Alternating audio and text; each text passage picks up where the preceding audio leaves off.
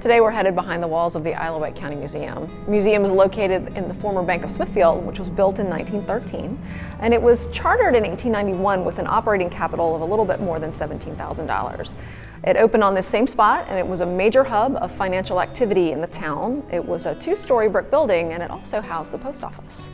In December of 1912, the building was torched by a serial arsonist who was later caught. We're unsure of his name, but there are hints that he came from a prominent local family, and he was reportedly put away in a home for the criminally insane. After the fire, bank operations temporarily moved to the town clerk's office on Mason and Main Streets. The new structure, the one that the museum is in today, was built in 1913 from the ashes of the original structure. It was designed by H.L. Kane of Richmond, and it was constructed by the Holtzclaw Company of Hampton. The bank reopened on October 21st, 1913, and they sent out invitations for an open house complete with refreshments. On the walls of the new bank were large photographic murals of farm scenes, which still hang today, although in a slightly smaller format. The bank also housed, at least for a little while, the home telephone company. The new building was made to look quite a bit fancier than the original structure. Gothic columns were brought in from Baltimore by ship, and the Art Deco dome skylight was an ornamental touch. The new building was constructed of Maravilla marble and Indiana limestone. The latter, which contains identifiable marine fossils, is a thick quality stone dubbed the nation's building stone. It has been used to build 27 U.S. state capitals, the Pentagon, the Lincoln Memorial, and other iconic buildings. Bank vaults were made to order. The Bank of Smithfield had two, one for the main floor and a second in the basement. Ours were manufactured by the United States Safe Company of Elizabeth, Pennsylvania. They're made of steel reinforced concrete and fitted with time locks. The design on the upper vault was more decorative and matched the decor of the building, and you can also see the letters B and S engraved into the door. The upper vault is still in use and contains museum collections. Note the thickness of the vault's door.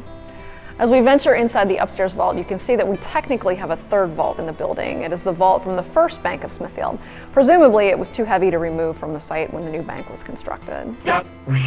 And cover. The downstairs vault remains open and is part of our exhibit on Wight County's role during the Cold War. We use a key to get past these bars, and if accidentally locked inside, there is a release mechanism. If you look up to see the bank clock on the left side of the mezzanine, you'll note the bank's original clock. It contained a system that controlled the bank on the exterior building clock, and it unlocked both vault doors. Time locks were developed in the late 1800s to prevent bank robbers from kidnapping bank employees and forcing them to open vaults at all hours. Once locked, vaults could not be reopened until a prescribed period of time had passed.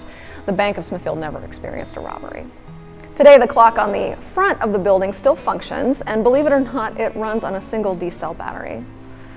The bank experienced renovations over the years. In 1962, it was reported that it had a drive-in teller window and a new conference room. The window was said to be the only one in town. The bank expanded in the 60s, taking in the space that had been a store, and this is now our country store exhibit. The bank made plans to expand and move next door in 1977, and the Wight County Museum, which was then located across the street, was quickly eyeing the space. Arrangements for purchase were made, and the museum opened in the space in May of 1979, but not before walls and ceilings were painted and the dome was cleaned. The Sprague wing of the museum was once a storefront. The space was best known under the ownership of Murray Golding, a Russian immigrant whose family operated the department store for almost a half century. The original storefront was destroyed in 1912 in the same fire that took the original bank building. When it was rebuilt, it had different names and different functions. It was Folk Hardware, Pender's Grocery Store, and later a confectioner's shop. There's little record of what occupied the space from the 1920s until 1944, when Murray Golding moved in and opened the store that he called Union Dollar, a department store that specialized in clothing. It was known as the Union Dollar Store and eventually became Golding's Union Dollar Store, and later just Golding's. It closed in 1990. Right around that time, the Sprague family gave the museum $50,000 for renovations in the museum, which provided for expansion into Golding's. The new wing allowed for handicapped access into the museum. In 2006, a nor'easter brought heavy downpours which left many pieces of southeastern Virginia underwater.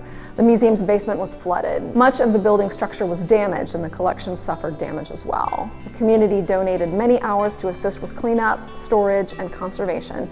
The good thing about the flood, if there was one, was that the Virginia Association of Museums, who also assisted during the event, was able to craft a plan of action in the event that other museums within the state were unfortunate enough to experience tragedies of this nature. Twice, their plan has been called into action, and those museums were able to benefit from the assistance.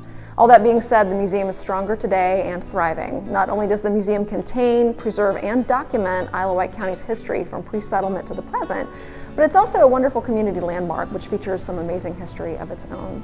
Be sure to enjoy the museum's exhibits and the museum's structural features on your next visit.